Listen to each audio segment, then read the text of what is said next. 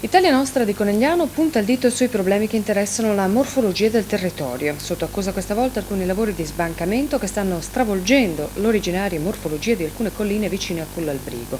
Questi ed altri interventi antropici, secondo Italia Nostra, sono sempre più numerosi, vengono realizzati senza controlli e costituiscono un gravissimo pericolo per la sopravvivenza del paesaggio originale, sempre più brutalizzato e banalizzato. Mai come in questo momento è attuale questa notizia letta quasi 30 anni fa. Era infatti il marzo 1990 e già allora le nostre colline erano devastate da sbancamenti per far spazio ai vitigni. Ed è uno degli inserti della puntata di avvio della nuova stagione di 40, l'appuntamento con la storia della nostra terra nelle immagini esclusive dell'archivio di Antenna 3. Ed è anche lo spunto per la nuova formula del programma che grazie al gradimento dei telespettatori punta ora non solo a far vedere o rivedere come eravamo, ma anche come abbiamo affrontato i diversi temi che si sono sviluppati in 40 anni di cronaca.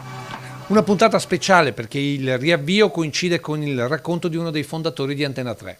Dall'esperienza della prima televisione via cavo d'Italia in centro a Treviso al traliccio di Quinto e agli studi dell'ultimo piano nel palazzo più alto della provincia, quello di via Pisa. Ma parleremo anche dell'evoluzione di una comunità come quella di Casale, con le straordinarie immagini dei bambini dell'asilo, oggi donne e uomini di 40 anni. Giocate voi altri, lavorate. Storie di cronaca come la clamorosa rapina nella Banca Cattolica del Veneto o di paese come per il commercialista sparito lasciando ai clienti le tasse da pagare. Io l'ho visto, ma ha detto che doveva andare via per affari.